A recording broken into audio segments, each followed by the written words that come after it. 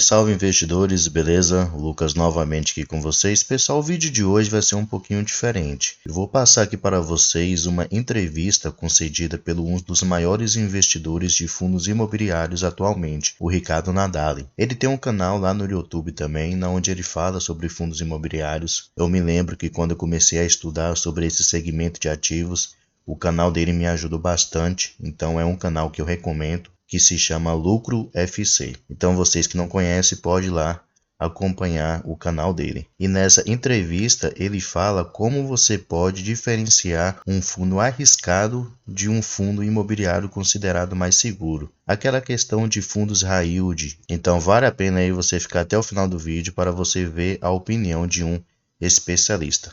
Então, sem mais enrolação, vamos lá para o vídeo. O que eu ia perguntar, né? Porque muitos investidores, eles não sabem o que avaliar para escolher um fundo imobiliário.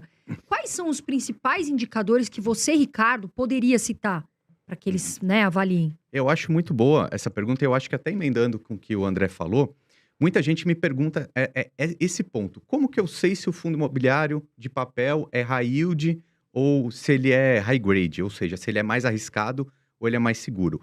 Isso é muito importante, o investidor tem que saber no que ele está investindo. Então, se ele olhar lá o dividend yield está pagando 18% ao ano, será que ele é mais arriscado ou não? Por aí só você já consegue ter um indício que provavelmente ele é mais arriscado. Então, pelo próprio dividend yield, já é um indício de que o que tem dentro daquele fundo tem mais risco. Então, um outro jeito que eu também uso, que é simplista, mas é rápido de identificar se um fundo imobiliário de papel, ele é mais arriscado ou não, é quando você entra no relatório gerencial, você lê, tem uma lista de todos os CRIs que fazem parte daquele fundo. Então, vai ter fundo imobiliário que tem 100 CRIs lá dentro, vai ter fundo imobiliário que tem 30.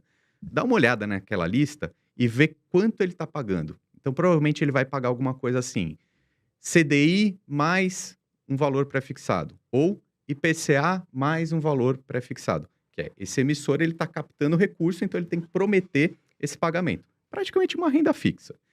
Quando esse valor ele está extremamente alto, ele é mais arriscado. Por quê? Porque aquela instituição que está pegando dinheiro não tem tanto nome assim no mercado, então ele precisa prometer um retorno maior. Quanto que é? Por exemplo, se a gente pensar, a gente sempre usa como comparação os ativos mais seguros da economia. Tesouro direto, por exemplo. Se a gente tem um tesouro IPCA pagando IPCA mais 6, e a gente olhar dentro de um fundo imobiliário, tiver lá o CRI pagando IPCA mais 10, que é muito superior do que um tesouro IPCA, por exemplo, um tesouro direto, ele é mais arriscado. Porque se a média do mercado consegue dinheiro com IPCA mais 6, quem tem muito nome vai pagar mais ou menos isso. Se está 8, 9, 10, 11, 12%, vai ficando mais arriscado. Então é uma maneira simplista e rápida de qualquer investidor olhar lá dentro do relatório gerencial e ver mais ou menos quanto que está a média do pagamento prometido por cada CRI. Se tiver muito alto, tem mais risco de crédito, risco de default, né, de não pagar.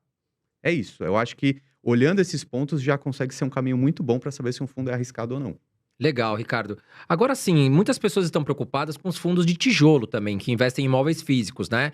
E nós tivemos aí a classe de ativos aí de fundos de tijolo que tiveram uma queda, uma desvalorização nos últimos meses. O porquê que isso vem acontecendo, Ricardo?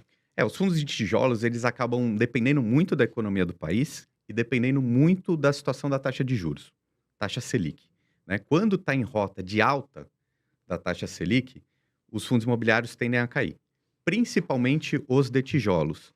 Isso é importante a gente falar aqui. Fundos de tijolos são diferentes dos fundos de papéis, né? E os fundos de tijolos têm mais potencial de valorizar ou desvalorizar. Já os fundos de papéis, eles tendem a ser mais estáveis. Por quê? Porque um fundo de papel, ele tem os contratos, os CRIs lá dentro, atrelados à inflação ou ao CDI, ou à taxa Selic, e eles já pagam isso nos dividendos. Então, o fundo de papel tende a pagar mais dividendos. Já e não ter tanta variação na cota. Já o fundo de tijolo vai ter mais variação na cota. Então, a taxa de juros subiu. Os fundos de tijolos caíram. Teve desvalorização. Que isso aconteceu já num período de quase 2 anos, né, que já tem esse movimento. Quando a taxa Selic mudar a rota, os fundos imobiliários de tijolos vão subir. E o mercado antecipa tudo. Então, alguns meses atrás, começou-se a ventilar a hipótese da taxa Selic começar a cair. Os fundos de tijolos subiram quase 4 ou 5% em um mês. Quando teve uma outra expectativa no mês seguinte que não ia mudar a rota da Selic, os tijolos caíram de novo. Então, vai ser isso, é isso que vai acontecer. Quando a taxa Selic mudar de rota, quando realmente a gente chegar e falar assim, olha, a taxa Selic está 13,75, ela vai mudar para 13,5, 13, 12,5. Aí os fundos de tijolos vão subir.